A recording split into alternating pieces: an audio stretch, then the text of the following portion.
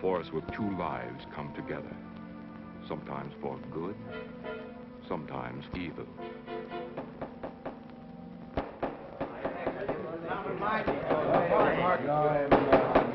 I say, Williams, is out of line out there. I'm definitely against it, Williams. Seems to forget we have our stockholders to answer to.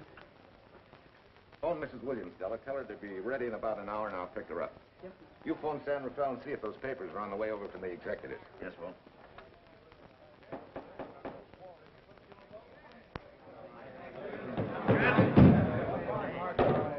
Well, Mr. Darcy, what's the score? 9? I'm afraid it is, Walt. If you think you can persuade them to change their minds, go right ahead. Gentlemen, I never interfere with stock issues, dividends, or anything else in your department. I must run my department with no interference. Either I know why and when I need more factory space, or you need another boy. And that's all right with me, too. Because I can take these plants and pick my own spot in the motor production field.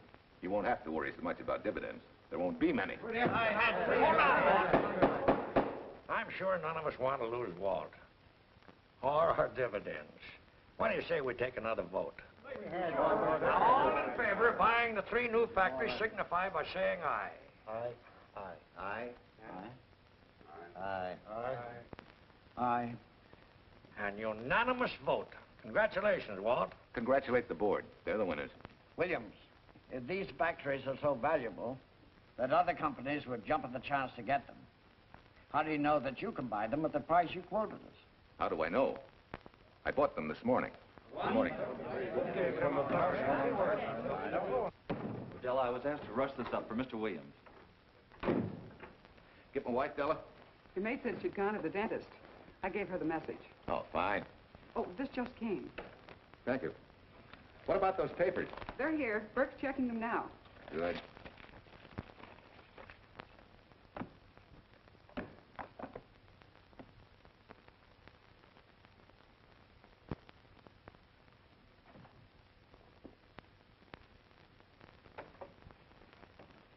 Congratulations, Walt.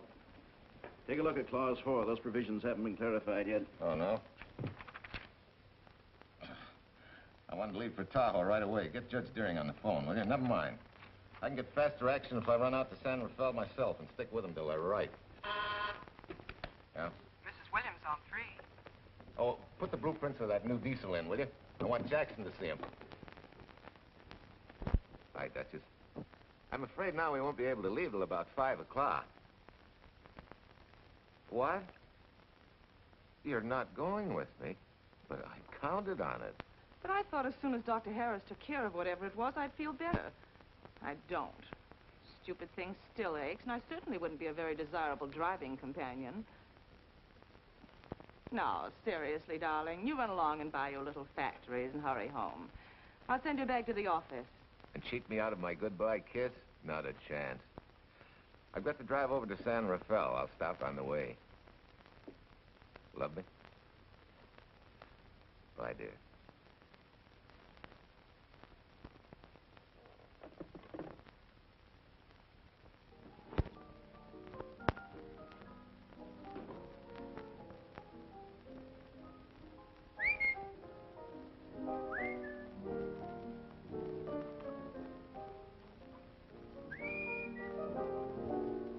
How do you expect me to whistle through a toothache?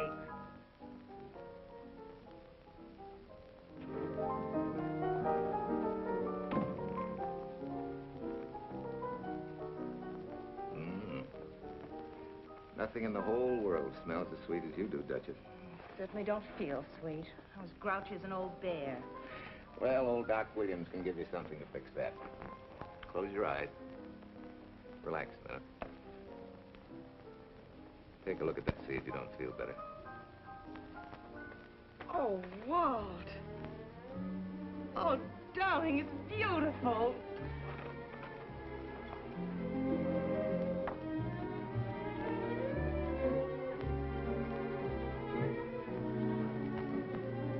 Not bad. Not bad at all. You know, to quote my wife, I like monograms on things. It shows they belong to me, unquote. When did your wife say such a thing, Mr. Williams? About 6 years ago, when I married her. She gave me the first monogrammed shirts I ever owned. Those were the words on the card. I still have it. I certainly hope your board of directors never discovers what a softy you are. They won't, don't worry. I have only one vulnerable spot. What really happened this morning? All I got out of Della was that you stalked out of the office with blood in your eye, back in no time with canary feathers in your mouth. Oh, I clipped those birds' wings, but short. No one's gonna vote me down, sweet. Not when I know I'm right. Mm-hmm. But how did you convince the board of that so quickly? With subtle hints and easy persuasion. Like this. Either I get what I want, or you get yourself another boy. And that's all right with me, too. Walter! What a clumsy ox. I'm sorry, Duchess. Oh, please, sweet, don't be so upset. Oh, if you could have seen your face. Oh, don't bother, dear. Sue Lynn will take care of that. Not exactly a good prescription for nerves, huh? You know, you're wrong, Dr. Williams. The way I feel now, a good catnap will probably make a new woman out of me. And if it's not going to make you too late... Yes? Well, I'm sure that by 5 o'clock I'll... Swell. I'll run over to San Rafael and get things ironed out and be back for you by 5. On the nose. Darling, wait. That's perfectly silly. I'll take a taxi cab and meet you in Sausalito. There's a drugstore on a corner opposite the square. I'll be there at 5 o'clock and we can go straight on up to Tahoe. That'll save you all that late afternoon traffic and all that time it'll take to come and pick me up. Smart woman, my wife. Thinks of everything. Where's your bag, honey? Oh, Sue Lynn still has some things to press for me. Sure you don't mind taking a taxi? Very sure. Sweet dreams, Duchess. See you at 5. I better get going. Bye, honey.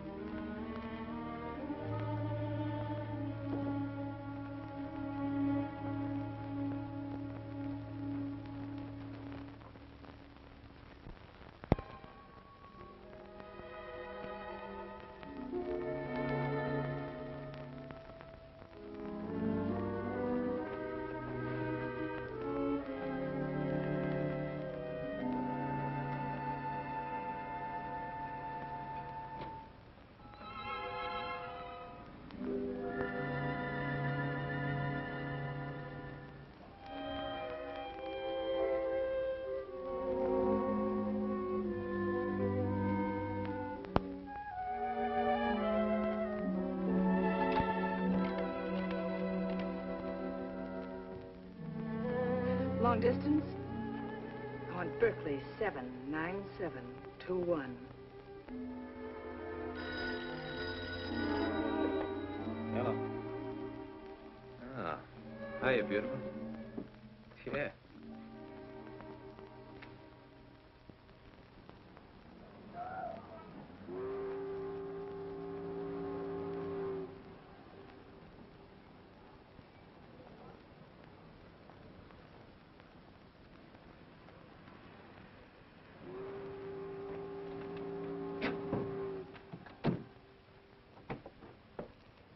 Here. Don't forget, turn this stuff over to a bellboy at the airport hotel in Oakland. Tell him to hold it for Jack Burns. Jack Burns, the airport hotel. That's right. I'll be checking in later. What do I owe you? $1.15 a here. All this stuff back to Oakland. Yeah, here. Buy yourself a new kid. Thanks.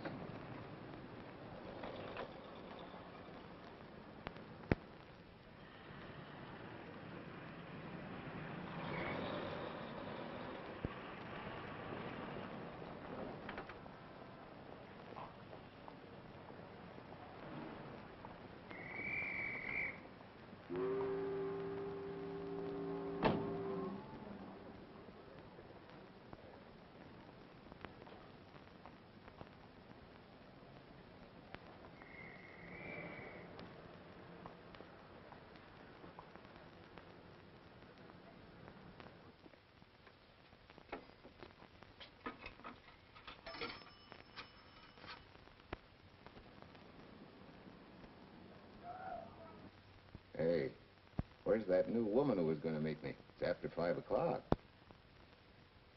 Oh. Gee, I was so sure you were going to be okay. Maybe you better get yourself another dentist, huh? Of course I understand, honey, of course. Just to prove it to you, I'm coming right on home. No, You really mustn't, darling. I'm going to be perfectly all right, really. And besides... Besides what? Well, I've done something you're not going to like. You remember Aunt Margaret back in Illinois? You mean the old gal in Evanston? I'm way ahead of you. How much? Well, it isn't money this time. It's another relative. Her favorite nephew, Jim Torrance. All of a sudden, right out of the blue, just after you left, he telephoned me from Berkeley. Okay, Judge, I'll see him when I get back. Well, you don't understand, dear. You're going to see him right away. What? Well, all he seemed to want was to be able to get back to Illinois, so I... So you buy him a ticket. That's easy. Well, it isn't. I offered to, but he got huffy and said he didn't want any handouts, and... Well, without thinking, I told him we'd pick him up and give him a lift as far as Denver. I won't say I'm good for you, but where do I find this guy? Well, he should be there right now. I told him to be on the lookout for a cream-colored roadster, just in case we fail to recognize one another after all these years. Oh, darling, you're such a lamb. Are you sure you forgive me? What do you think? Well, I better run along, or Cousin Jim might get nervous. Take it easy, sweet, and miss me, will you? I do already. Don't drive fast. And please take care of yourself. Softy. Goodbye.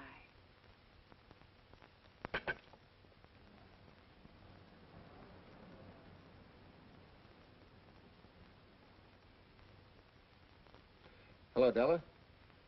Yeah, Mrs. Williams wasn't able to go with me. Now, while I'm gone, you see that she gets her roses every morning. That's right. But this time, on all the cards, put love from Softy. Yeah, S-O-F-T-Y.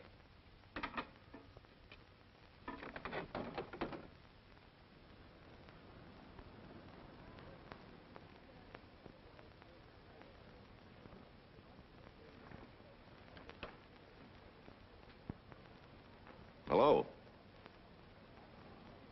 You must be Jim Torrance. Yeah, that's me. I'm Walt Williams. Hiya, Jim. Hi. Where's Irene?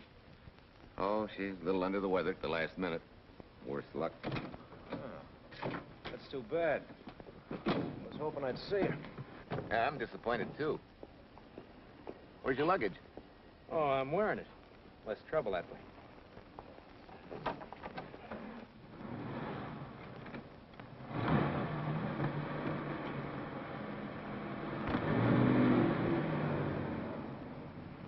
Irene tells me you're heading for Illinois.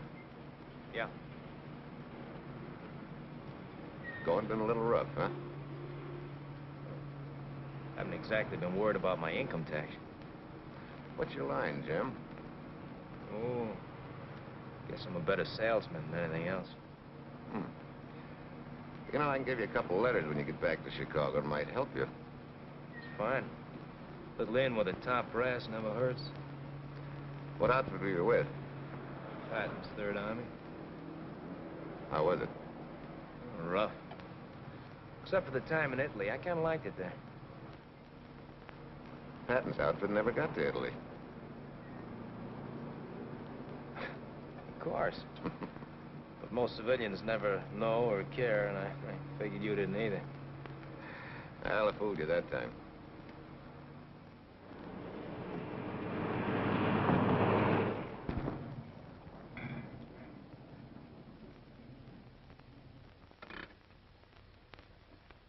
Our last chance to chow for a while. How about it? No, thanks. I grabbed a hamburger while I was waiting for you. I can still taste the harness.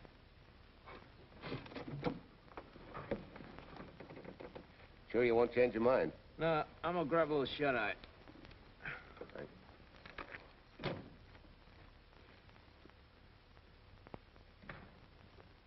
Chicken sandwich and a Coke.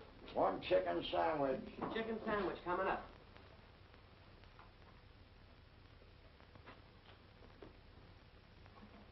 Give me change for $1, will you? Yes, sir.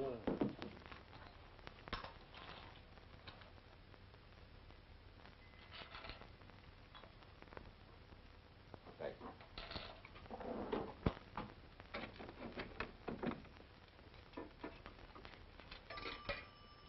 San Francisco. Klondike 2, 6714.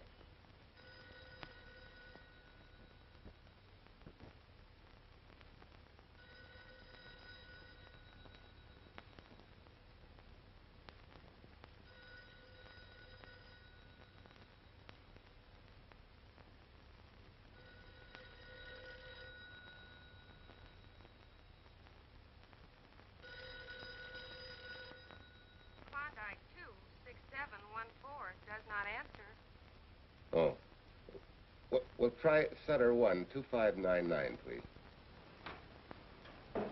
Bayview Apartments. Oh, yes, Mr. Williams. No, your maid isn't there tonight, sir. Well, she said Mrs. Williams was taking something to make her sleep and wasn't to be disturbed. But perhaps... No, don't disturb her. Just leave a message that I won't forget about a certain problem. Mm-hmm. I think I have it, sir. You want her to forget all about a certain problem. Softy, is that S-O-F-T-Y, sir? Softy is going to take care of it thoroughly. Is that all? Yes, that's all. She'll understand. Be sure she gets it the first thing in the morning. Right.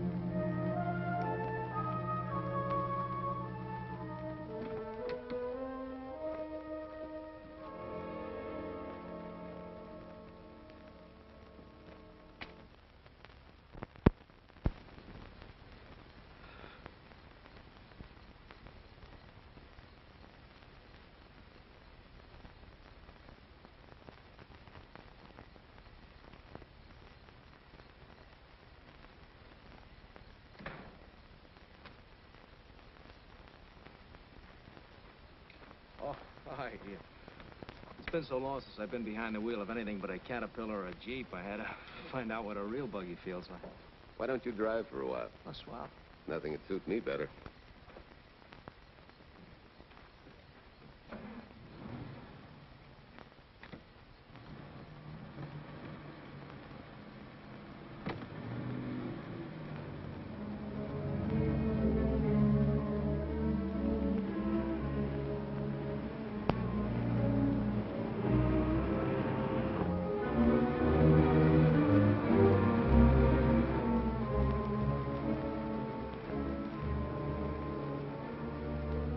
Tell me, Irene still got that little scar on her cheek? That one she got from the fall? Yeah. You can hardly see it now, though. How'd you know about that? She just got it last summer. Thought you said you hadn't seen her for years. Oh, from Aunt Margaret, of course. How else? She always sends me the news in her letters.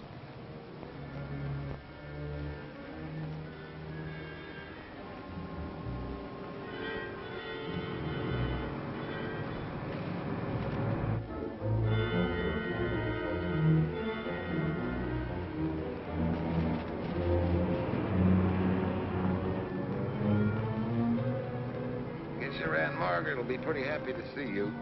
Irene says you're the favorite nephew. Afraid my lovely cousin was just giving me a build-up for your benefit. You don't know Irene. Maybe not.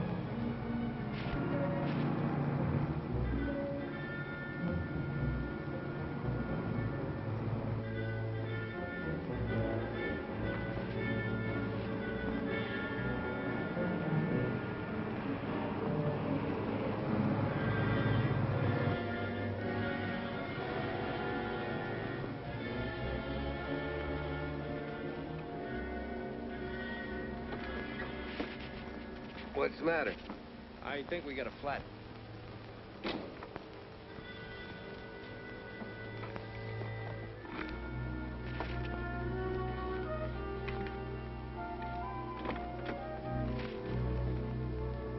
Yeah, flat as a flounder. Well, let's get to work. Hey, look out there, young fella. That's quite a drop.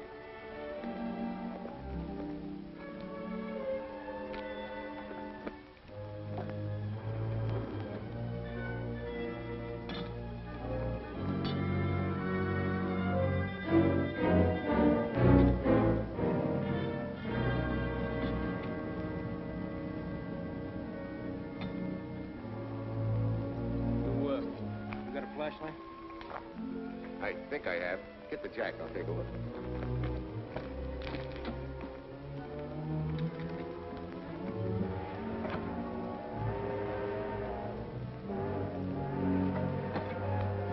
Did you find it?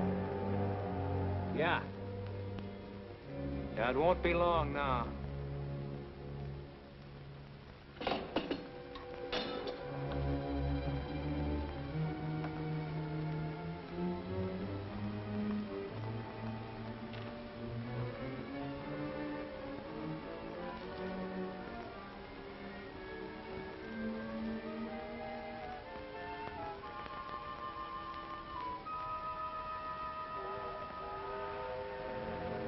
Come on, let's get going. Wait a minute. Did one of your cufflinks fall out? Huh? Well, something dropped. I heard it fall right down there at your feet. Oh. Well, he must have rolled under the car.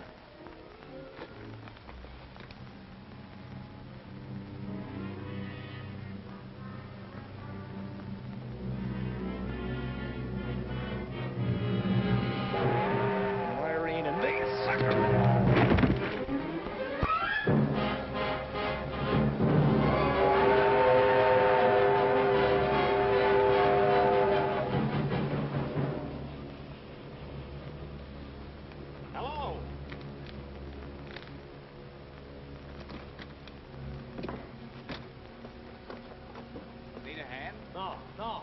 I'm all set now. Okay. Good night.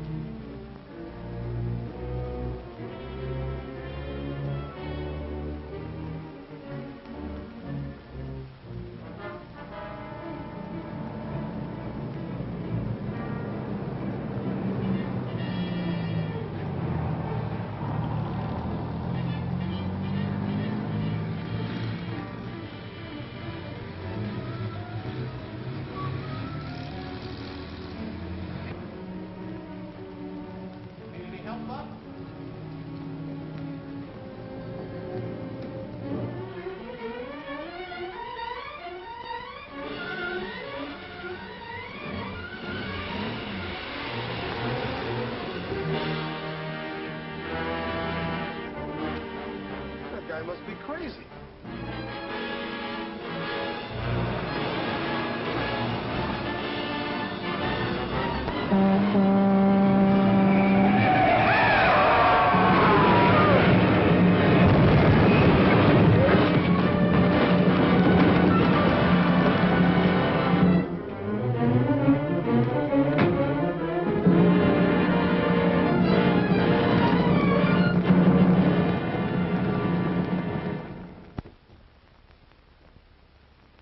Now, in case my husband should be late and have to rush for his plane, this will be taken care of.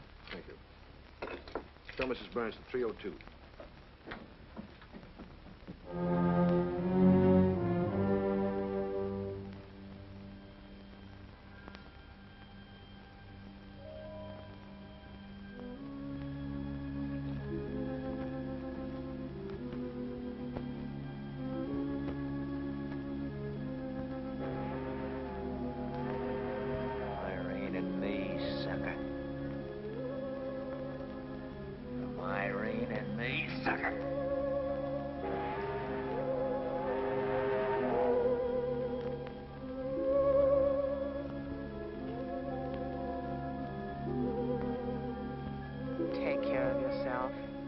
Softy. Softy.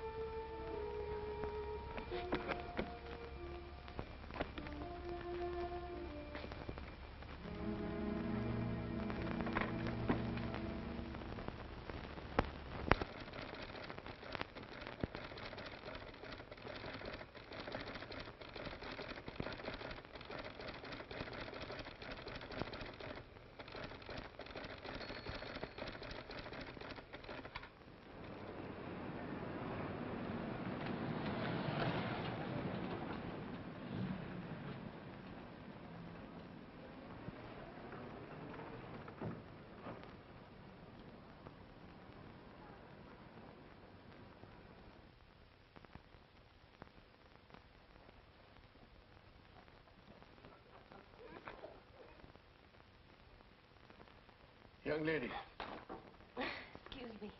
I want to see Mrs. Walter Williams. I'm sorry, sir, but she left orders not to be disturbed. I'm sorry, too. Lieutenant, this is the police department.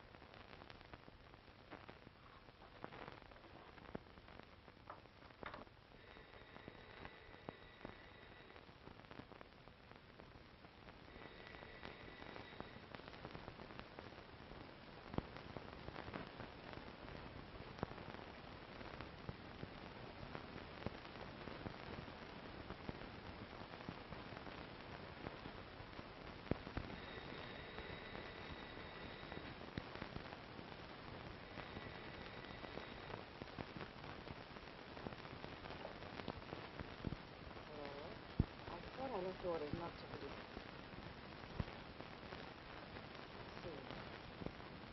Ask him to come up.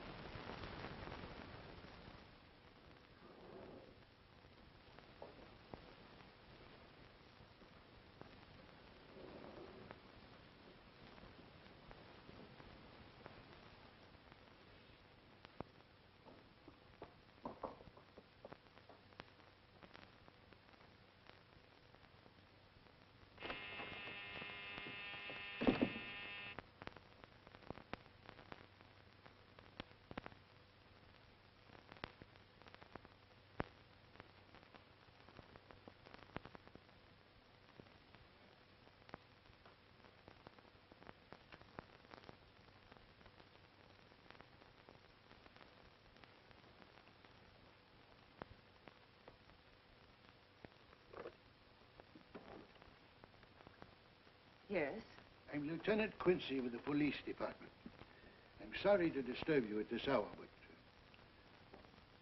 may I come in? Of course.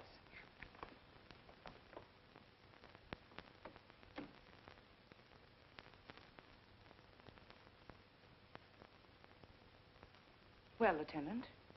Did your husband go on a motor trip late this afternoon? Why, yes, he went to Denver on business. Why? Was he driving a packet roadster? Yes? Is anything wrong? I'm afraid there is. Won't you sit down, Has please? something happened to my husband? Yes, Mrs. Williams. He's dead, isn't he? Yes. Oh, Walt, I knew something like this would happen. I begged him time and again not to pick up hitchhikers. But it wasn't a hitchhiker, Mrs. Williams. It was just an accident. He ran into a truck, a gasoline truck. You mean there was fire? He must have been driving pretty fast. I don't think he felt anything after the crash.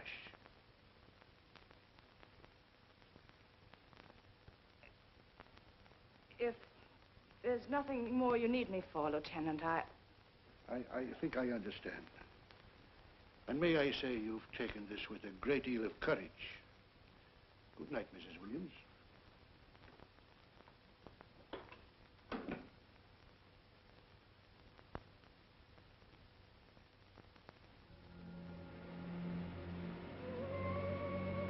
take care of yourself. Softly. From Irene and me. Softly.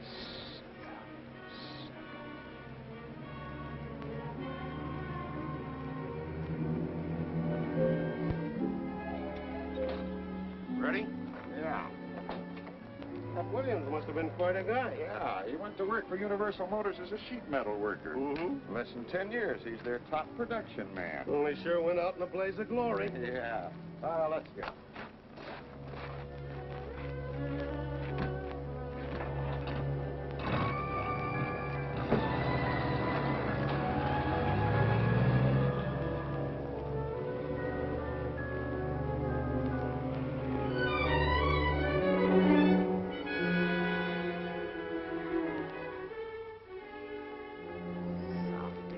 From Irene and me. Sucker. Sucker. Sucker.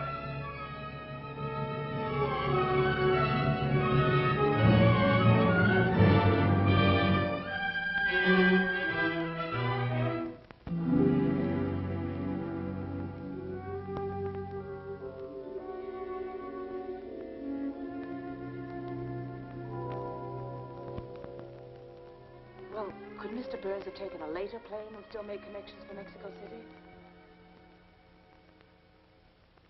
I see. Yes? It is some telegrams for Tai. Just put them under the door, Sulin.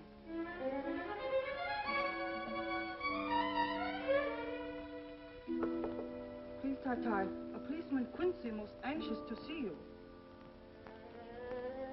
Ask him to wait, Sulin.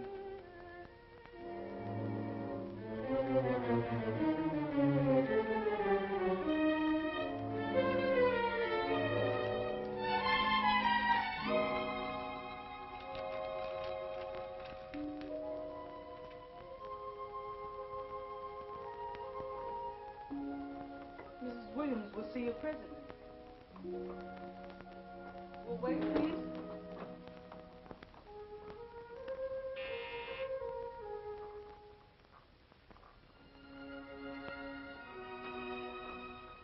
Flowers from Mrs. Walter Williams. Thank you.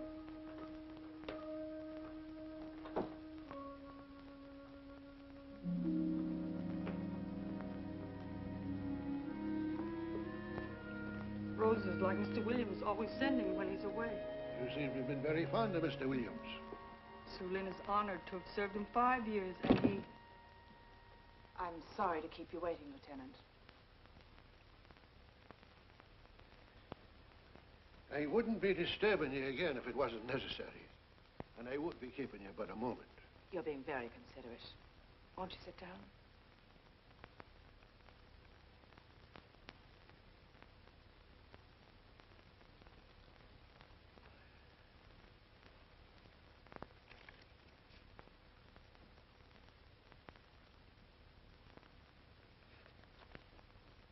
Everyone's been most thoughtful.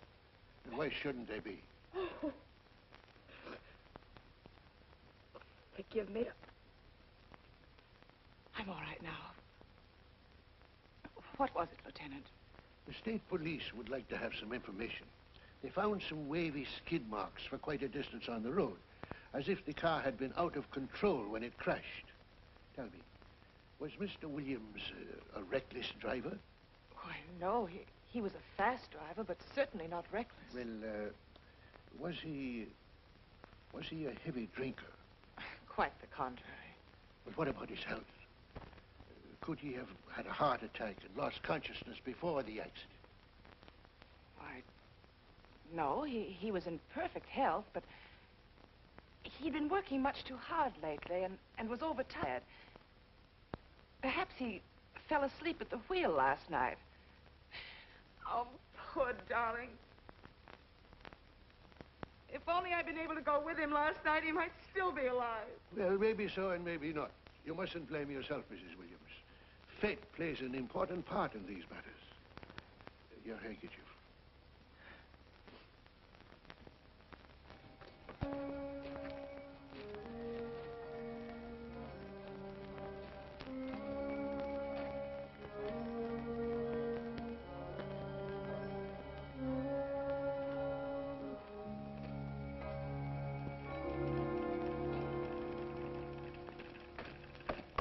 When's the next train to San Francisco?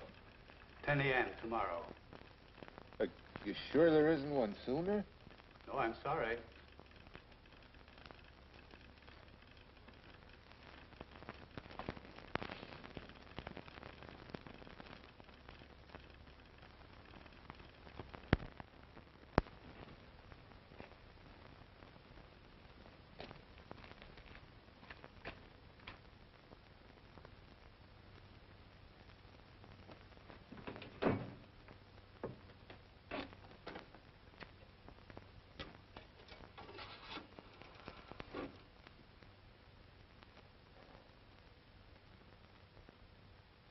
We have a circuit now, sir.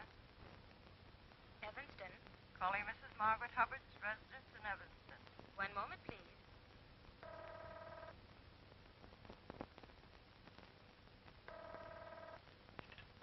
Hello? Mrs. Margaret Hubbard? Yes? Who's this? Long distance. I have a call from Mr. James Torrance. Who? Mr. James Torrance. He's her nephew, Jim Torrance. The call is for your nephew, Jim Torrance. I haven't any nephew, and I don't know any Jim Torrance. Sir, Mrs. Hubbard says she doesn't know what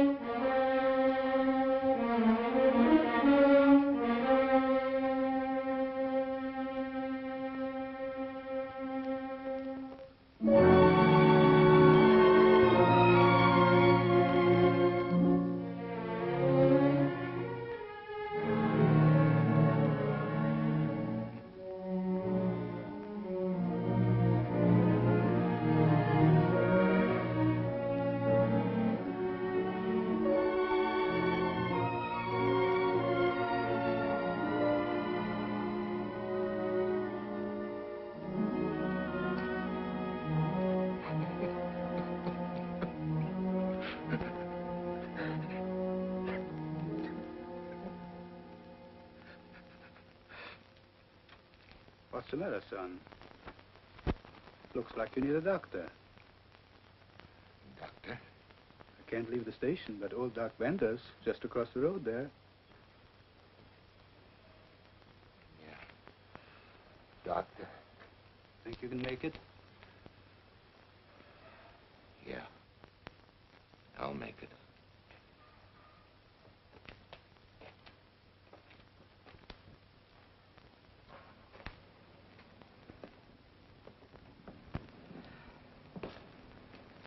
Now, take it easy, man.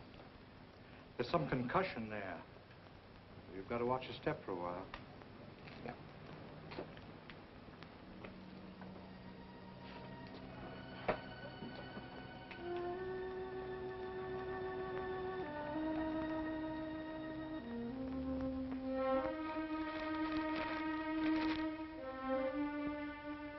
Walter Williams' beautiful widow, who by her own request sat alone in the family alcove during the service.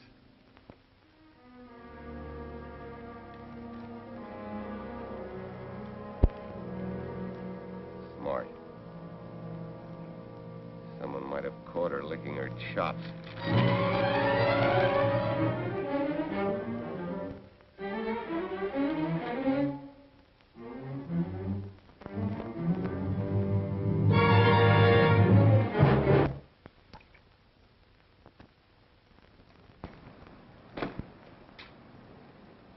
Hey, what's that? Walter Williams. Walter Hey, ain't that the guy that... For the love of Mike, what's that briefcase doing here? He's dead. They did him a dirty trick if he ain't. Hey, now, wait a minute. Don't touch it. We better turn it over to the police.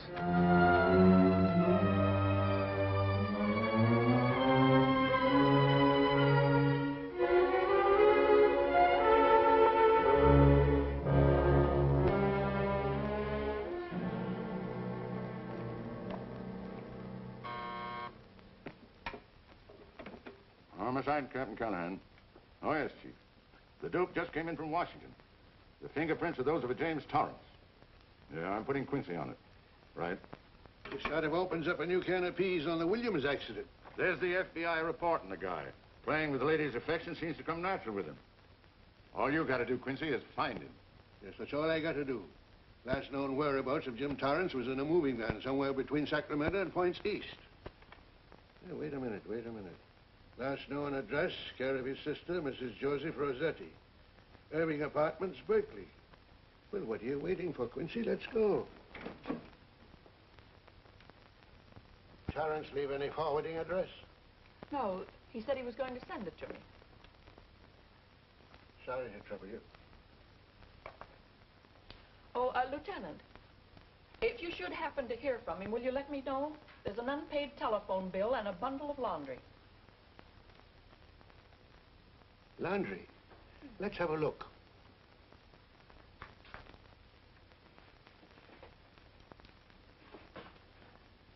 I may have to take this along with me. Not without a receipt, you don't. You mean you don't trust the police? In my business, you don't trust anybody. Mine, too. Holy St. Valentine's Day. Look, he had the same thing on his shirts, too.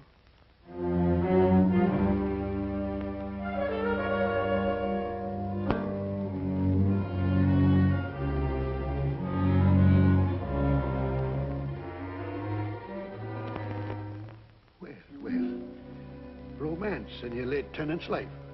Did you ever see the lady? You know, I never did. But I always knew when she'd been here, the wonderful perfume. I'll lay you 10 to 1 she's a rich widow. Could be. Wait, I'll get you his telephone bill. Pretty fancy stuff for a hitchhiker. Yeah, but he's a pretty fancy hitchhiker. According to the shirt maker, a certain lady in the town had these made special. And they're just like her husband's. Only his initials were WW. Sort of smells, don't it, Cal? Now take a look at this little item that was also found in the laundry. I for Irene and W for... Well, it could be for Williams, too, couldn't it? Yeah. Homicide, Callahan speaking. Hello? Oh, hello, Fitz. Hello. What news? Oh? Any luck? Both days, huh? Swell. Have it typed up and sign it. This report of Fritz will be a nice little topper for this pile. His checkup shows calls from Torrance's phone to Williams's private number, and a flock of them going the other way, including one on the 7th and several on the 8th. The 8th, since you've forgotten, is the date of Walt Williams' accidental death. Well, that ought to be enough to get an indictment out of the grand jury. Go pick her up.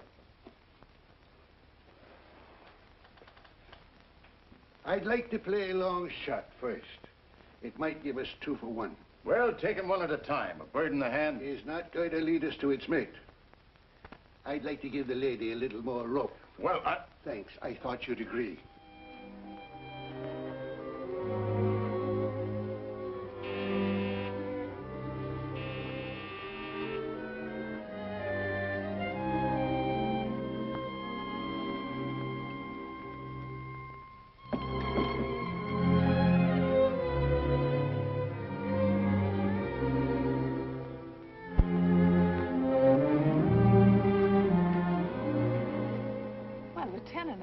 He just caught me. I'm glad.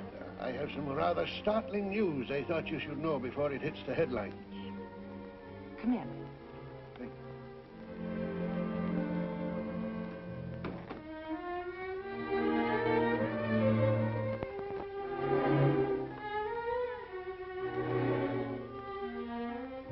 Sit down, won't you, Lieutenant? Thank you. I'm very anxious to hear about news. It seems that your first hunch, remember, that a hitchhiker was responsible for your husband's death? Well, Mrs. Williams, you may have been right. Why, I don't understand. Your husband's briefcase turned up in Kansas City yesterday in a moving van that had stopped at the scene of the accident that night. Apparently, the murderer made his getaway in it. That explains the wavy skid marks that made us suspect your husband was ill or unconscious at the time of the crash. Yes, I suppose it does. And by now, the man is probably out of the country and never will be found. Don't you worry, Mrs. Williams. There were fingerprints on that briefcase. And as soon as we get the FBI report from Washington, his identity will be known and his description sent out on police broadcast. Oh, we'll find him all right. But just now we're keeping things quiet so the murderer will feel safe until we are ready to close in on him. Yes, I can see the wisdom of that. Yes, I thought you would understand and cooperate. As soon as we know his name, it is possible that you might recognize it as someone with a motive. There's that possibility. You know I'll do everything I can to help. I'm sure of it. Now I'll run along. You'll hear from me. I'll let myself out. Don't bother. And don't worry. Good day.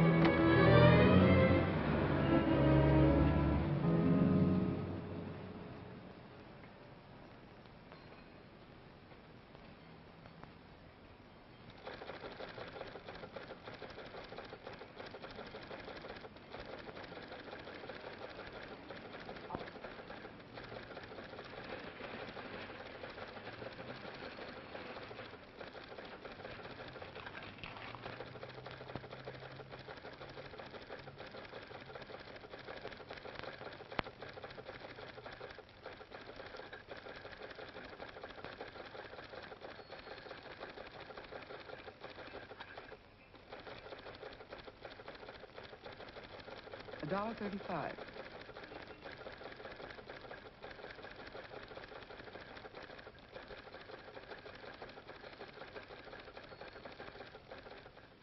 See, everything after the letter J in the first name has been obliterated by heavy writing over it. The only impress letters legible are those between words or before them, like RNS at the end of this name here, and the Hotel Santa here before the word Evanston. Well, Tom, don't you think it's about time you retired? Why, there isn't even evidence there of Mrs. Williams' intent to communicate with Torrance. And who do you think she beat apart to the telegraph office to wire to? The League of Decency? I'll tell you what I think, that you should have brought her in when I first told you to. By the time you get her now, she'll have figured out a way to tip Torrance off. He'd be that much tougher to find. Not unless she's tipped him off from your office. Ernie's got her on ice waiting for you.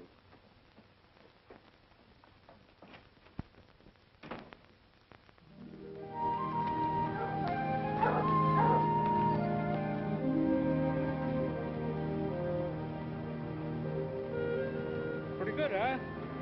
Fastest growing little town in Idaho.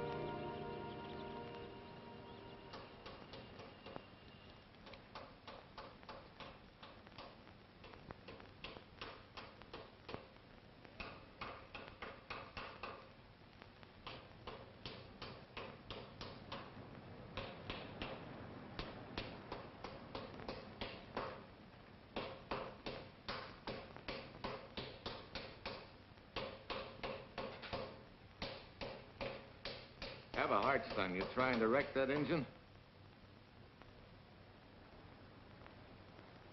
Oh. Sure. It's a hobby of mine. The way you're going at it, you can't miss.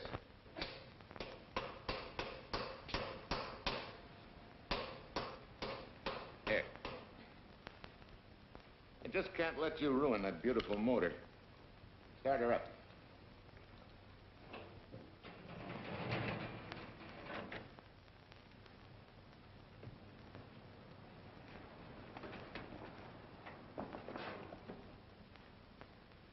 Okay, start her up.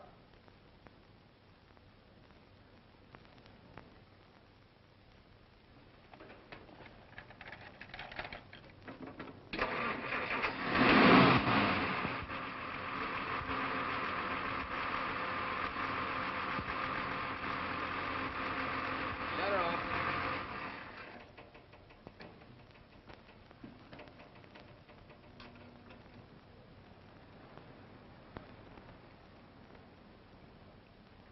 You're certainly not a mechanic by trade. Hands like that. Maybe it's a hobby of mine.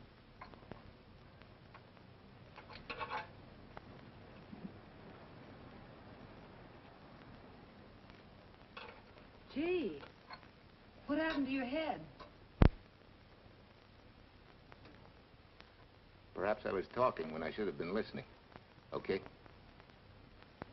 Okay by me. A lot, Hill. So long, Marcia. Bye. He's all right now. You better lay off, though, till the boss gets back. I'm the boss. I guess the new cars are a little bit over my head. Now, with a jalopy, it's different. Aren't there any mechanics around here you can hire? No, they all went over to the new factory in Mansville. I guess they got better wages. Tough break. Yeah. How much do I owe you? Oh, forget it. Well, I'll be shoving along. To at least have a cook in the house, you might as well. Marcia, can I use your phone a minute, please? Sure, help yourself, Uncle Ben. Never rains but what it pours. 650, please. Flat tire this morning. Now the danged engine stalled on me. Nice and cold. Wilson's garage? No, I did not give you the wrong number. Fine thing using my phone to cheat me out of repair bills. Aren't you ashamed? Gave me the wrong number. 650, please. You're a nice girl, Marcia Peters, and your ma's a fine woman. And I'll always buy my gas and oil here. But you ain't never gonna tinker with my car again. Busy? Busy. Always busy. Say, we're not so busy. Would you like to do another good deed and give Uncle Ben a hand? Why not? Where is your car, mister? Maybe I can help you. Why, are you a good mechanic? Very good.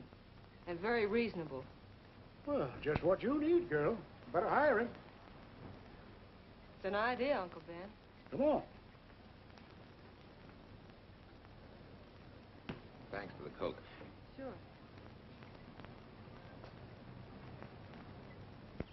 Well, I got Uncle Ben fixed up all right. Nothing but a sticky carburetor valve. Bye. I hope he paid you. What for? It only took a minute. You're certainly not money conscious, stranger. There. This is no kind of work for a girl. Well, somebody has to do it if I want to stay in business. And I want to.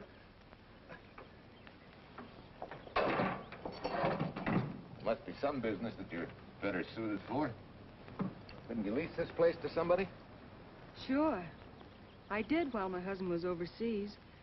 But when he was killed in Okinawa, well, we made a lot of plans for the future here. And I had a hunch he'd like it if I took over and tried to make a go of it. Takes more than a hunch to do that. I got along famously. Business has been fine until lately when the help got short. Could be again. I had a good mechanic. Yeah. You sure need one, all right. Well, for Pete's sake, say yes or no. Do you want the job or don't you? You mean you'd hire me without knowing anything about me? You can repair automobiles. What else do I need to know? except your name. Well? Why not? Sure. I'll try it for a while till you get someone permanent. The name's Bill Walker. Okay, Bill, it's a deal. And maybe if business gets real good, you'll want to stay. Oh, don't count on it. Where does this go, on the rack? Yeah.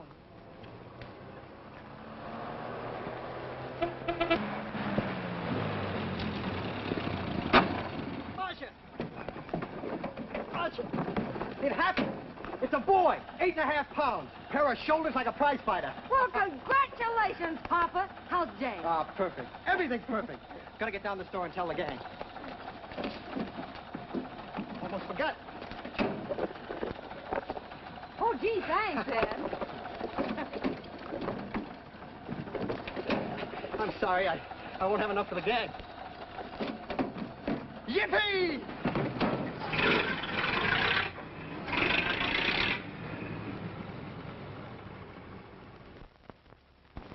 Maybe you can use this token from the slightly delirious new father. Thanks.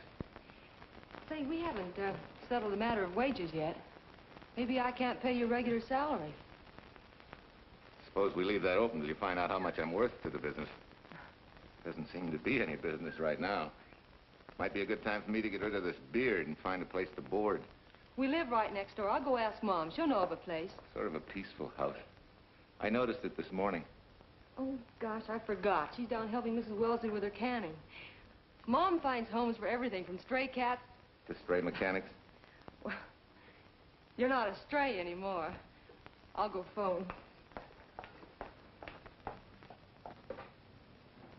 Pearl, 674, please.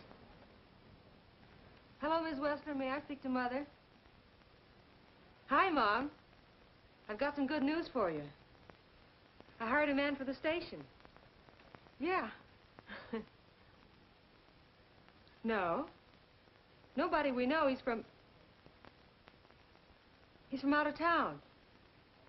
Needs to place a board. You got a good one up your sleeve? Okay. Says she has to meet you first to come home for supper. Huh? And you like apple or cherry pie? Cherry. Cherry it is, Mom. See you later. Oh, now I gotta get rid of this. Hey, where's the nearest barber shop? The one and only, just up 2 blocks. Tell Judd you're working for me. When you get back, we'll close up and go home. Thanks.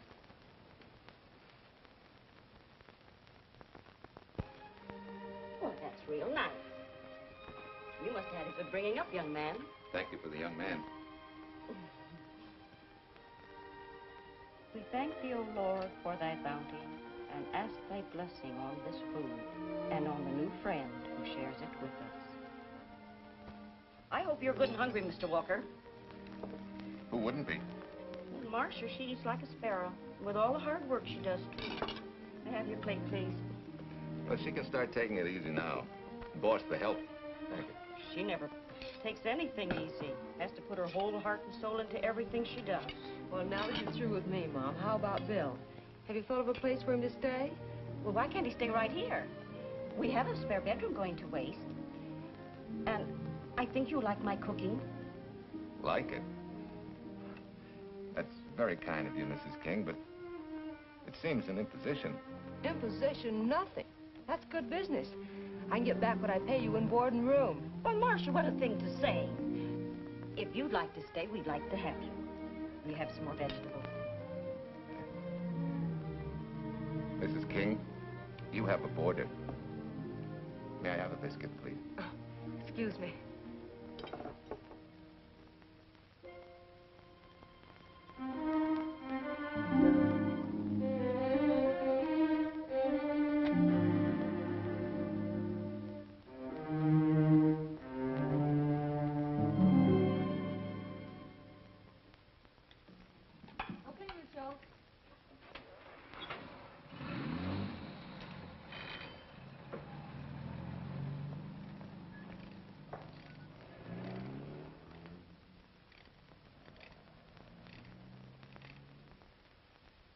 It's wonderful the way tools seem to come alive in your hands.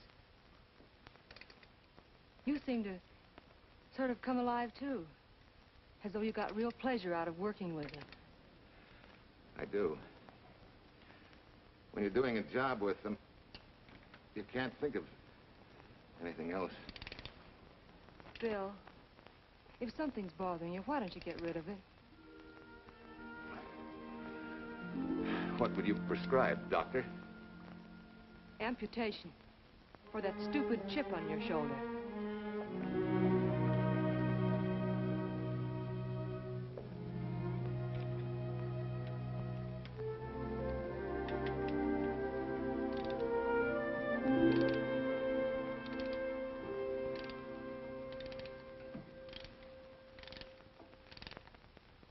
What you need is a ring job.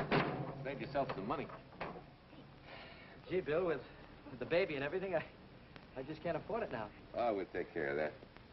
Hey, boss. How's Ed's credit? Good enough for a ring job? Well, sure, if I can hold Junior as collateral. Oh, not a chance, fella. Never mind her. I'll do it on my own time. Oh, thanks, Bill. Maybe we'll see you tonight, huh?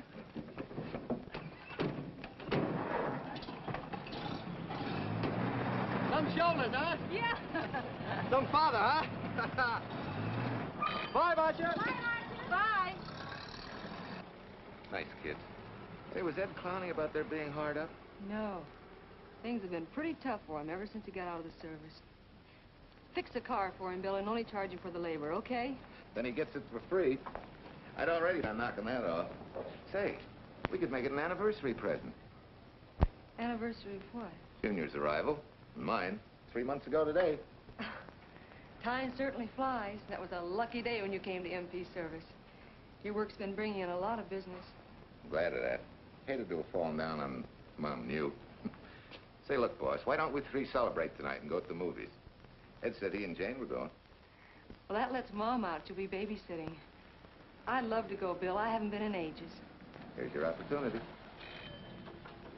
Go to work.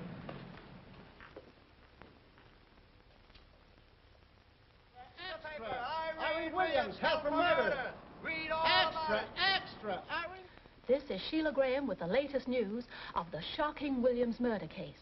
While beautiful Irene Williams is held for trial, charged with conspiring to kill her late husband, the police are searching for James Torrance, believed to be the lover of Mrs. Williams and her partner in the horrible murder of Walter Williams.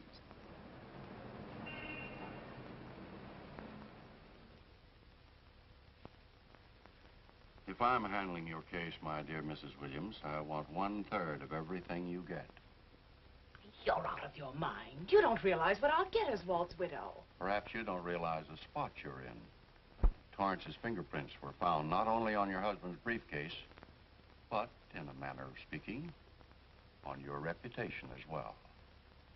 There's a detective named Quincy, a very smart cookie. He isn't exactly for you. Frankly, Mr. Warner, I'm beginning to wonder if my attorney is for me. Underestimating the enemy's ammunition would scarcely be wise. Now, if we can get to trial before Torrance is found, he'll never get a conviction. But... But what? If he shows up, we may have to fry him. Oh, no. Let's not cross that bridge until we have to. But if it comes to a choice, we're not going to burn, are we?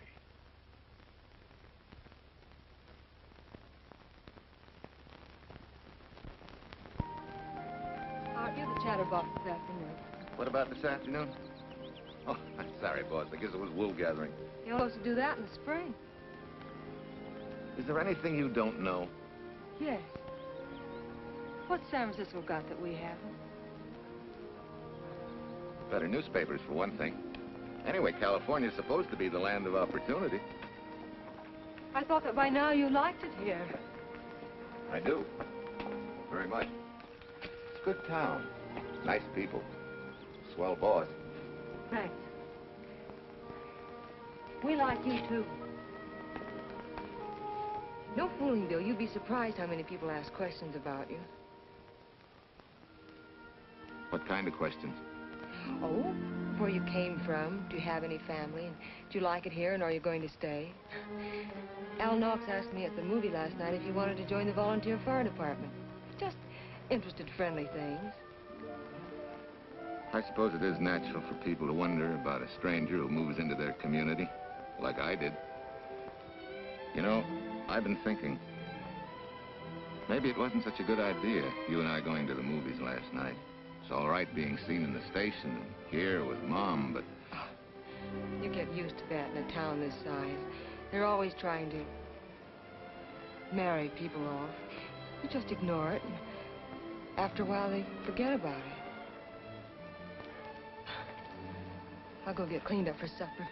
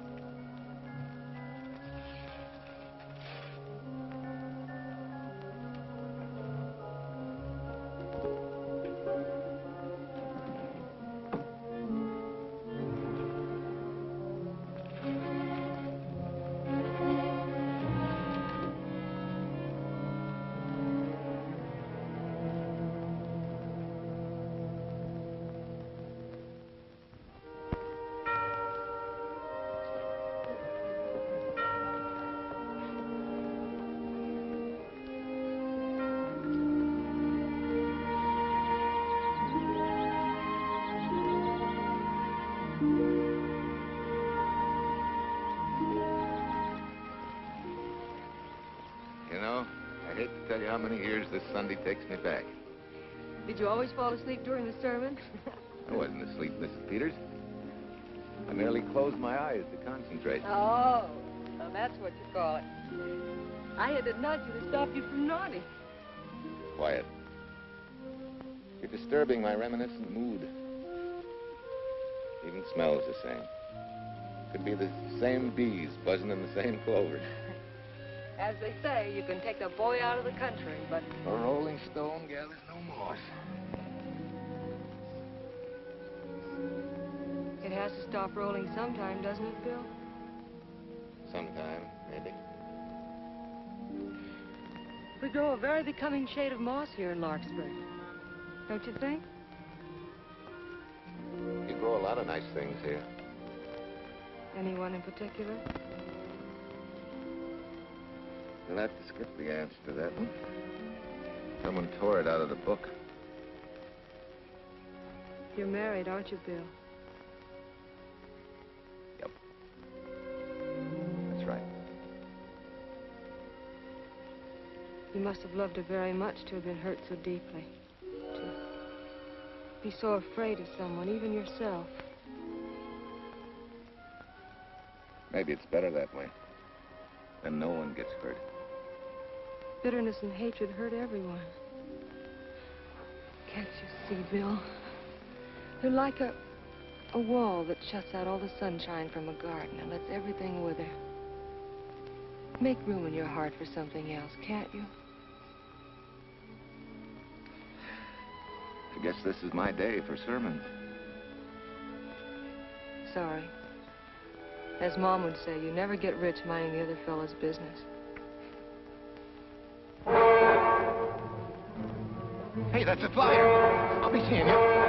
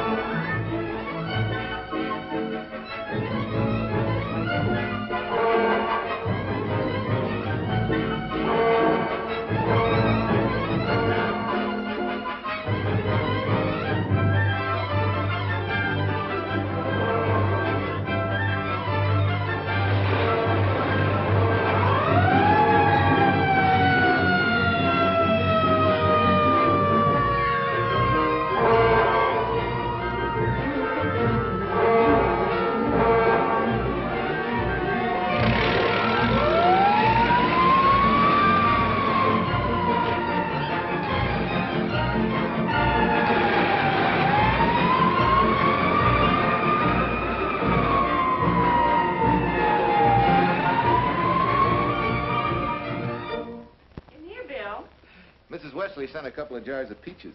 Said you helped her can them. Oh, thank you. When I delivered the doc's car, he insisted that I have a bite with him. Where's the boss? Took the book back to the library for me. Oh. What a day. Hey, what's the idea? Are you darning my socks? Well, I thought a drawer full of holy ones isn't doing you much good.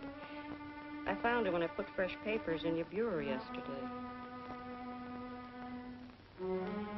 You have a heap of things that need mending, haven't you, son? Does Marcia know? Do you think I'd tell her? This is your problem, Bill. Because I found out about it doesn't give me the right to tell anyone else, not even Marcia. When you trust folks, you trust them, and you give them a chance to work out things the way that seems right to them. How can one little woman be so big? Don't forget, it's a lot easier to be tolerant and understanding at 50 than it is at 25. Yeah, Mom. I'm going next door for a while. Grandma Thompson's ill.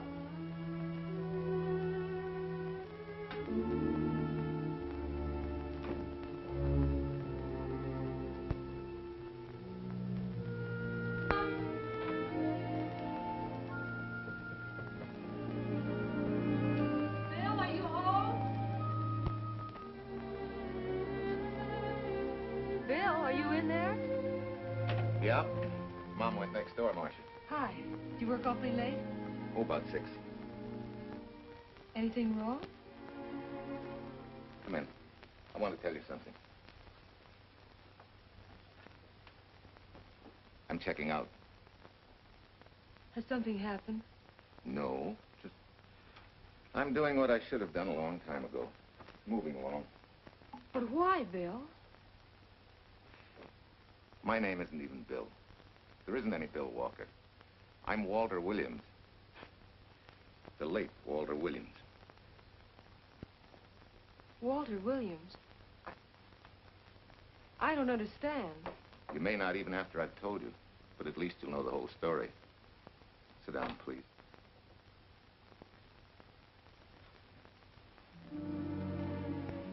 Finally, Larkspur. And you. From there on, you know. I'm glad you're going back to make things right. Going back? Wild horses couldn't drag me back. What are you going to do about your wife? Nothing. You're going to let her go to trial for murder? Oh, no, Bill. Why not? She tried to kill me, she and her cousin. But they didn't. Who says they didn't? Let them try and prove it. No matter what your wife did, she can't be tried for something that didn't happen. Oh, Bill, can't you see? You bet I can see. She deserves everything she's getting. Sorry part of it is they'll never convict her. No, Bill. The sorry part is you're not big enough to take a hard jolt to your pride and to your ego. Sure. It hurts to be tricked and cheated by someone you loved and believed in. But that doesn't give you the right to take justice into your own hands, to trample on the hearts of others and walk out on life. A barren, frustrated boyhood. A marriage to a woman who accepted my love, yet despised me so thoroughly she resorted to murder. I'll never think of our moments together without nausea. I feel stripped bare, degraded. Even me.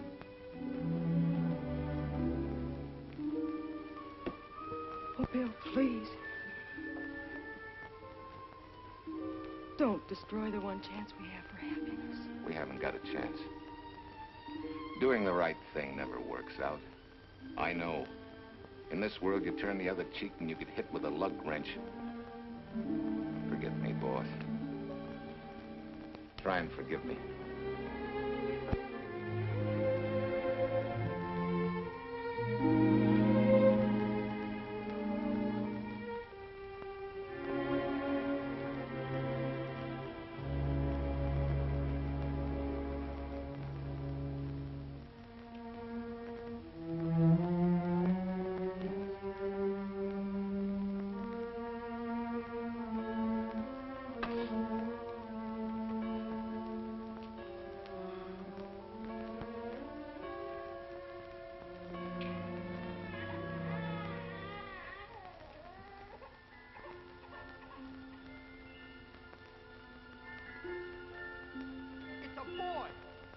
shoulders like a prize fighter. You know, I hate to tell you how many years this Sunday takes me back. You have a heap of things that need mending, haven't you, son?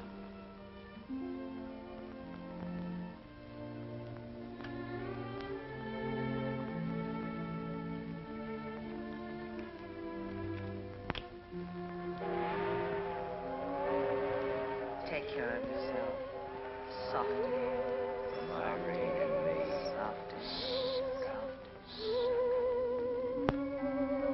You're not big enough to take a hard jolt to your pride and to your ego.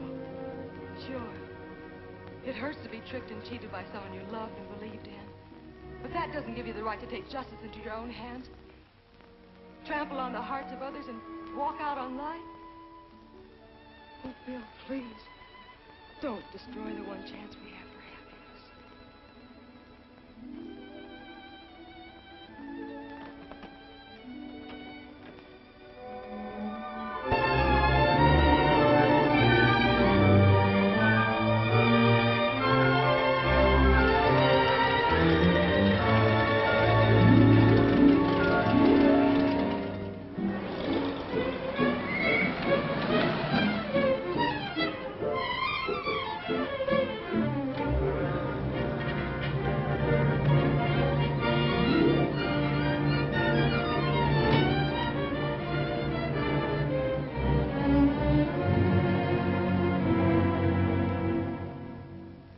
Mrs. Peters was kind enough to come along to substantiate at least the Larkspur portion of what I've told you.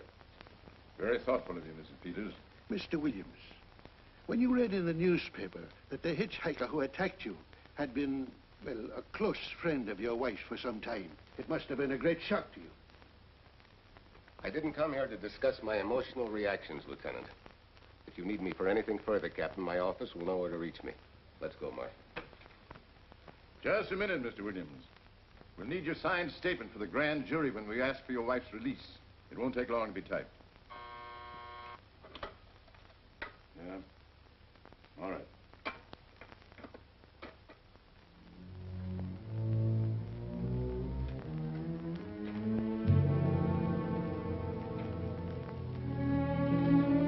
Come in.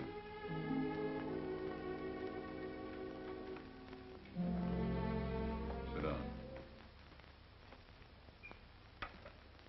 Mrs. Williams, we have news for you. Really? I can scarcely wait.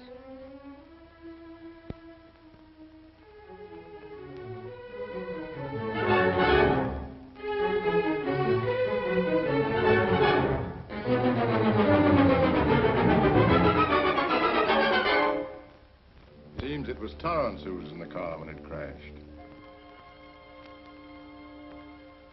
Jim?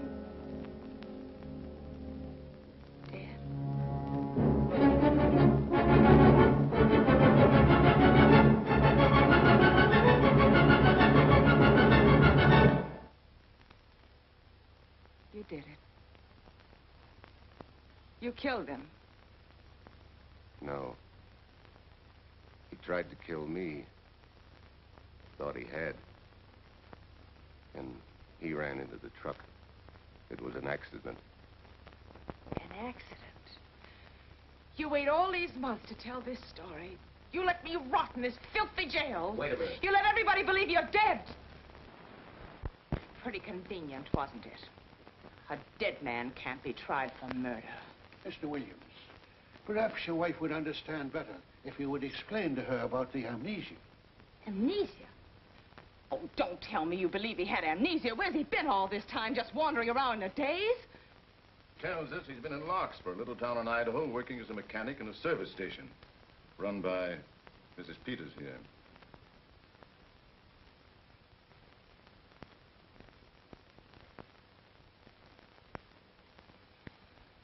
I understand perfectly. Now that my chance for happiness is dead, I suppose you'll demand the divorce I begged you to give me so that I could marry Jim. That's fantastic. Yes, isn't it?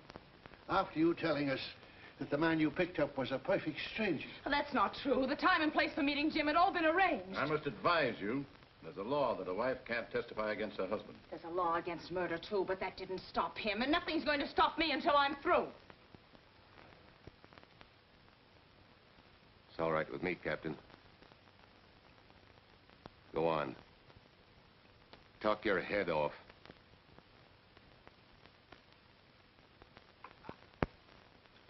I was to have gone with him to Denver. He insisted on it, although I was quite ill. Several hours before we were to leave, he came home.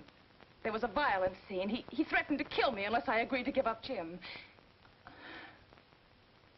And I wish he had. This is incredible. Not one word that she has said is true. Then you've nothing to worry about.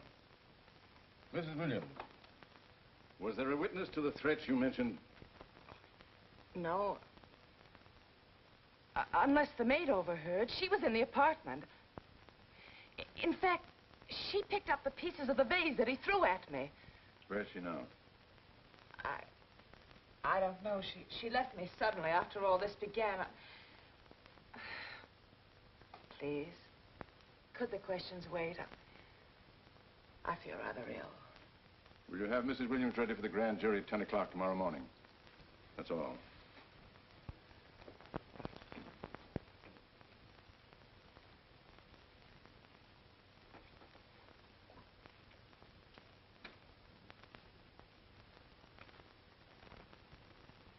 We're going to hold you too, Williams. On what charge? Suspicion of murder. But he's not guilty of any of these things. Then it should be easy for him to prove it. Take him down and book him. That fiction of Mrs. Williams must have been very convincing. No, we just couldn't buy that yarn you tried to sell us. Let's go.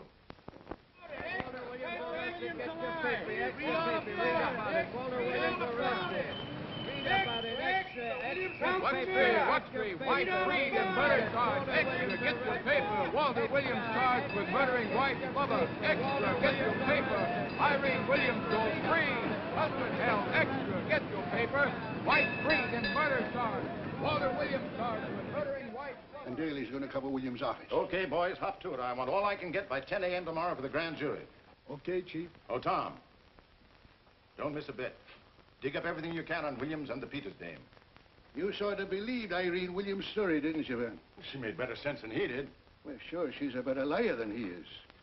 Don't forget, I went all through her grieving widowhood with her. She's a bad customer. Well, that's for the grand jury to decide, and Williams insisted on letting her talk. So it's his funeral. Funeral, all right. Especially with that yarn he told. But murder's out of character for him. There's a few pieces missing somewhere. There might be in Idaho, if it's not too much out of character for you to get going. You're going to miss me, Cal, when I retire next year. Maybe I'll join Private Eye and solve your cases for you.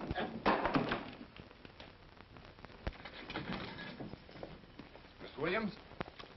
Thanks. Sort of deal from the bottom here, don't you? Sorry, Williams. Okay, Williams.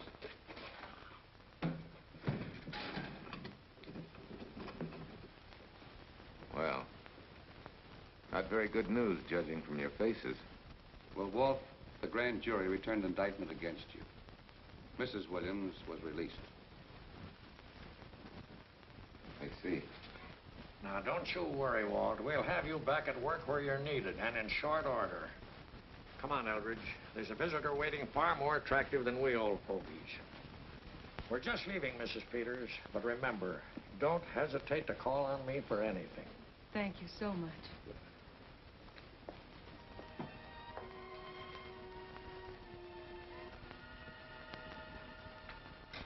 Hi, boss. Bill, what have I done to you? If it weren't for me, you wouldn't be here.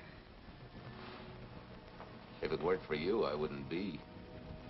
I came back here because I wanted to believe in the things you do. I still do, no matter what happened. Will you do something for me?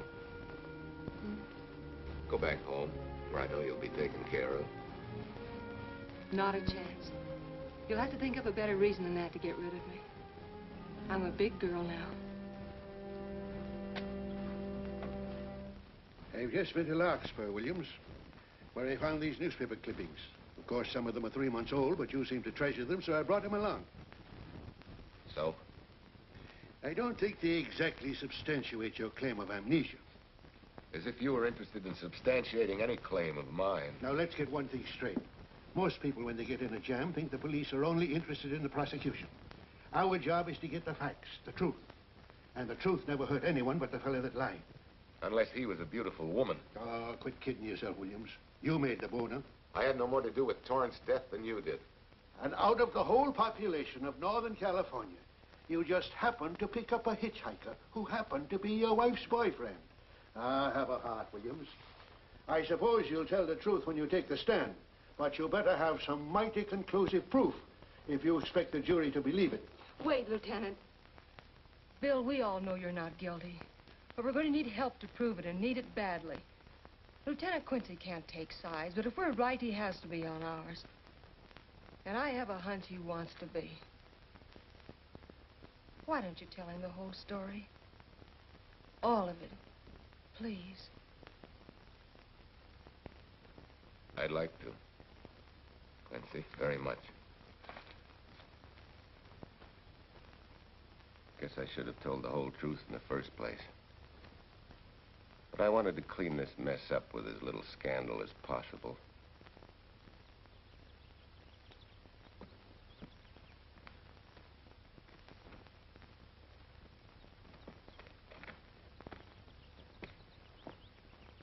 Well? No sign of the lug wrench or anything. My dear Mrs. Peters, will you please stop trying to be a detective? How many times do you think the police have combed this spot for any kind of evidence? Now, be a nice girl. Take Mr. Williams' advice. Go back to Larkspur. What time is it? It's only 4 o'clock. We still have time to go back to town and go on our hunt for Sue Lynn. Now, look here, young woman. You've had me on the run since early morn. But, Lieutenant, the maid seems to be our only hope now. We've got to keep looking till we find her, that's all. That's all? Wait. She was naturalized, wasn't she? Suffering chopsticks. Quincy, you dumb flatfoot. This Sue, what's her name, was Chinese born. If her port of entry was San Francisco, there'd still be a file on her, photo and all. Let's go. Back to town. Immigration.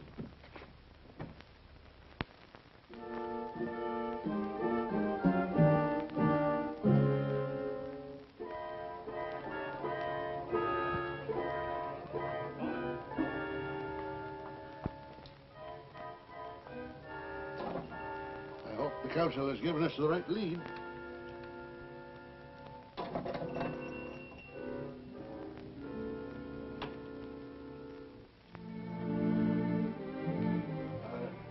You are sing? Understand? You savvy English? Also French, Italian, and Hebrew. May one ask what is desired?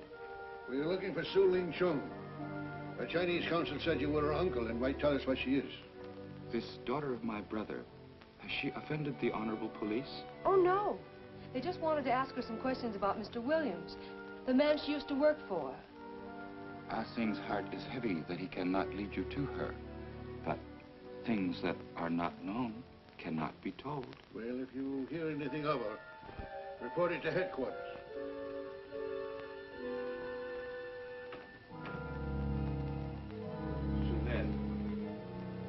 Untruth is not good for soul, and not wisdom when told to policemen. Better for the soul to be kind than to be wise. Su Lin must keep silence to help in this matter.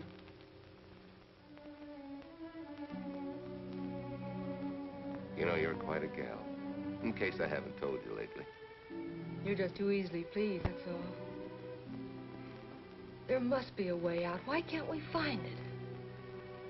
Oh, buck up, boys. Tomorrow, another day. Yesterday you go to trial. Bill, I'm afraid. And the state intends to prove, beyond any reasonable doubt, that the defendant, Walter Williams, did, with malice aforethought, kill the deceased James Torrance, whom he knew to be his wife's lover. And that with his victim dead beside him, he drove his car into the course of an oncoming truck, jumping clear himself some seconds prior to the crash. And subsequently, he made his getaway in the back of a loaded furniture van. And for 3 months, as Bill Walker, he laughed at justice. What had imprisoned his unfaithful wife for conspiracy in his own murder. But then he decided that being dead cramped his style. He thought he could eat his cake and have it too.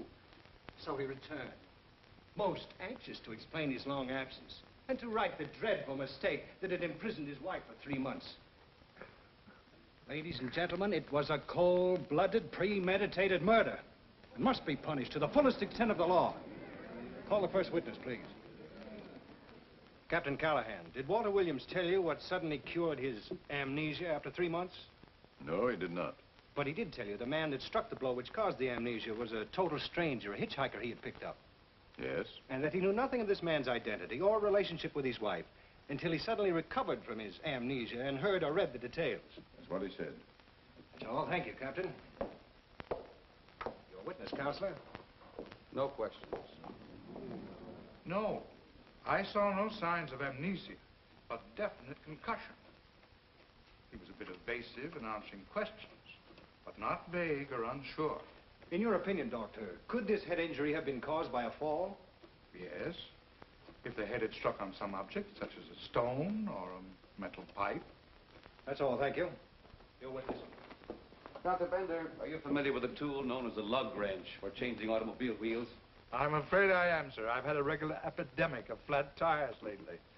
Well, then, in your opinion, could this head injury which you treated have been caused by a blow from a lug wrench? Yes.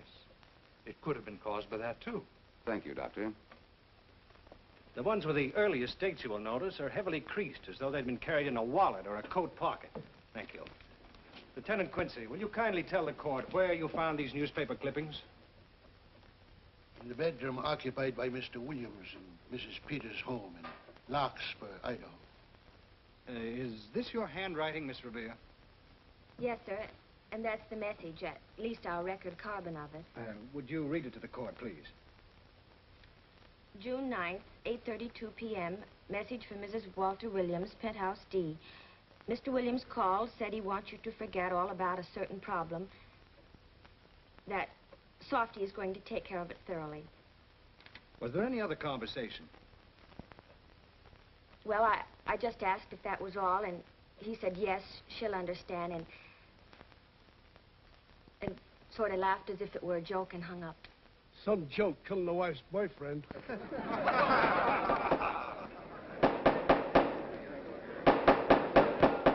is the state versus Walter Williams. All the rounds so far have gone to the prosecution, and it was a grim-faced Williams who was returned to his cell this afternoon. What the score will be after he takes the stand is anybody's guess, but he's going to need some lucky punches to get a decision. And though Torrance struck with intent to kill, after telling you this is from Irene and me, sucker, you still telephoned Illinois to find out if there was a cousin Jim. You are hard to convince, aren't you, Mr. Williams? Is it so incredible that a man should fight against believing such a thing about his wife? Oh, that is very touching. From a husband who planned a trip on which he intended to destroy his wife and did kill her lover. That's a lie. Your Honor, I object to the conclusions drawn by the prosecutor and move that it be stricken from the records. But, Your Honor, there is a corpus delicti, remember? Who was your wife's lover. Objection sustained. There's also her own story, which, in front of witnesses, you insisted she tell. And then we have your own two different stories from your own lips. One featuring a perfectly strange hitchhiker, the second an equally strange cousin Jim, without a questionable substantiation for either bit of fiction.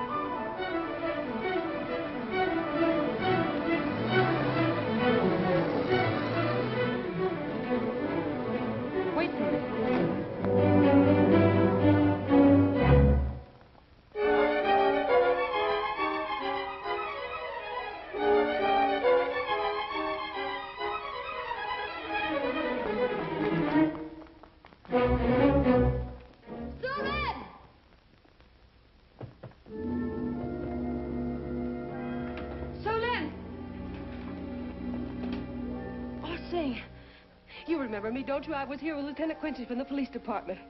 I just followed Sue Lynn up the stairs. I saw her come in here. You must be mistaken. I'm not mistaken. She's here. I must see her. Ah, Sing, don't you understand? It's to save a man from prison, even from death. I will send her to you.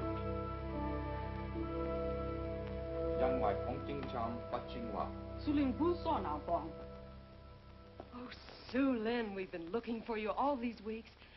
Mr. Williams needs your help so desperately. I cannot help. You must forget that you found Sue Lynn. Forget it? But you're his only witness. You're the only one that can help. Not as a witness. Only with silence can I repay his great kindness to me and my family in China. Why? For I heard other things. That most unhappy day. From Mrs. Williams' bedroom, his voice very loud and angry. A flower vase broken to pieces. He can explain all that. They do not believe what he's already told. That I heard anything would do harm. Don't you see?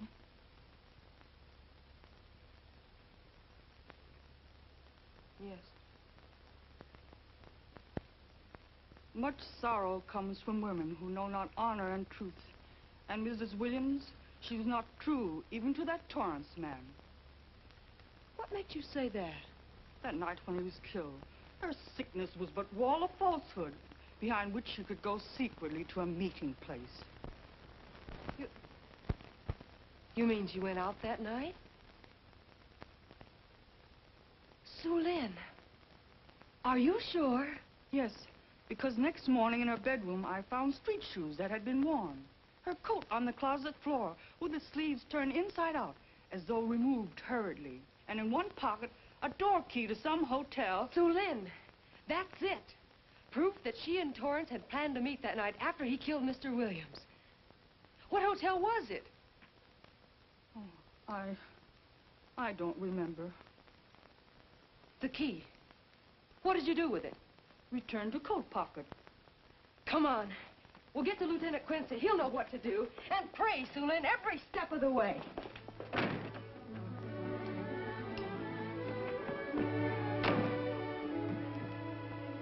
Now hold everything. Even if this long shot don't work out, we'll just keep on pitching.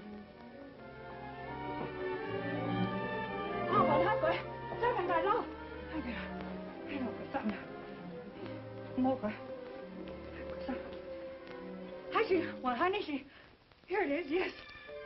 Room 302, Airport Hotel, Oakland.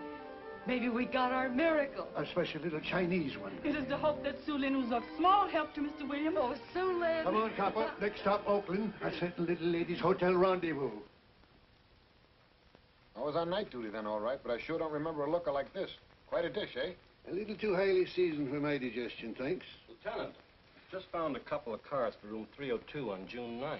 George Baxter, checked out at noon. Mr. and Mrs. J. Burns. Room not slept in. J. Burns. Burns. Look, Quincy. The handwriting on the card is identical to that on the photograph. And here's a little boy, the same thing. The cover-up telegram to Aunt Margaret. Now look at the impressions. J here, and here RNS. J. Burns. That's the name she started a telegram to. Room not slept in. Say, I got that dame pegged now, Lieutenant. She said they'd be out of the room by midnight as her husband was catching a plane.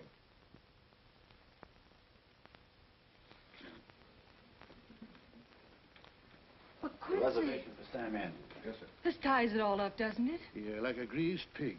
What do you mean? We've got the evidence now, the proof. Of what? Sue Lynn's theory that Irene was playing the field? This evidence only proves that she came here to keep a date with a man named Burns. We can't even prove that he didn't keep the date. But you know he didn't. There wasn't any Burns. It was only a name that she and Torrance used. Fine. If you can prove that, Williams will be free. But none of this will prove it. Sorry, copper, but we are just up another blind alley. Well, ain't. Yes, sir. There's a couple of sample cases for Mr. Sam Andrews. Came up from the station this morning. Take them to Parlor B right away. Sure thing, sir.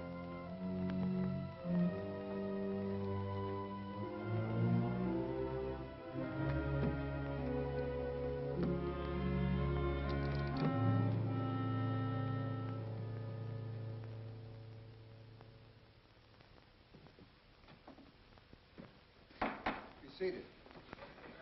Case of the state versus Walter Williams. Proceed, Mr. Aldrich. Your Honor, we will call Mrs. Irene Williams. Take the stand, Mrs. Williams.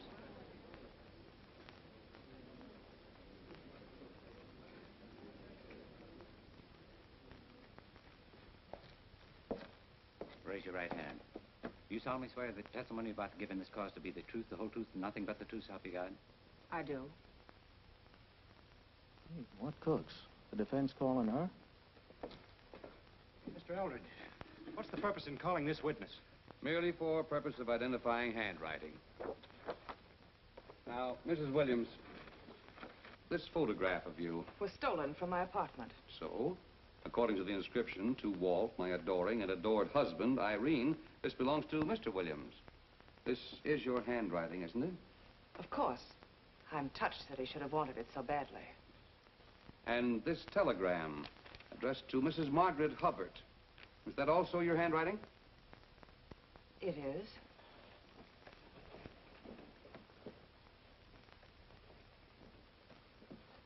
Now, Mrs. Burns, I mean Mrs. Williams, this photograph is inscribed to Jim, my adoring and adored Irene.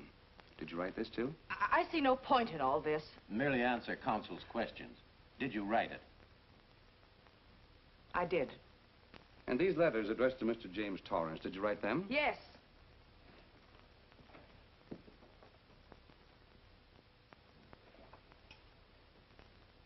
And this monogrammed garment, a gift from you to Mr. Torrance? Why must I be tortured again by all this? I never made any secret of my love for Jim Torrance.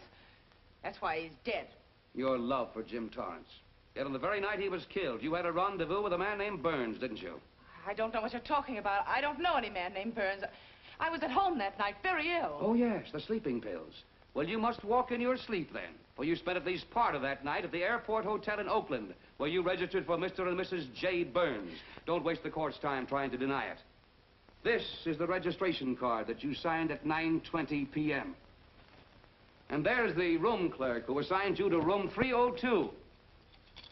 And this, Mrs. Williams, is the key to room 302, which you very carelessly left in the pocket of a coat which was found in your closet yesterday. All right, I was there. Now are you satisfied? Not quite. This J. Burns, Mrs. Williams, was his first name Jack? Yes. Have you been in contact with him lately? No. How long since you've seen or heard from this Jack Burns? Well, I don't know. I don't remember. You bet she doesn't remember, because there isn't any Jack Burns, and there never was. That was an alias for Jim Torrance. And it was Torrance who was to have met you that night, after your charming little plot to kill your husband had been duly executed. It's not true. It's not true. I have bad news for you, Mrs. Williams. I can prove it's true.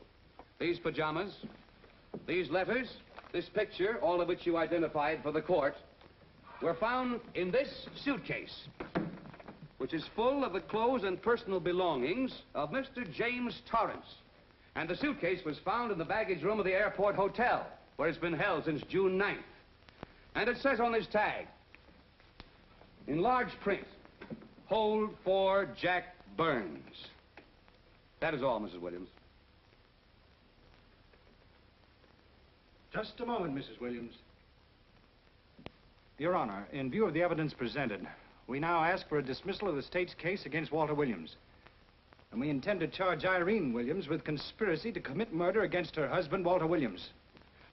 Oh, no.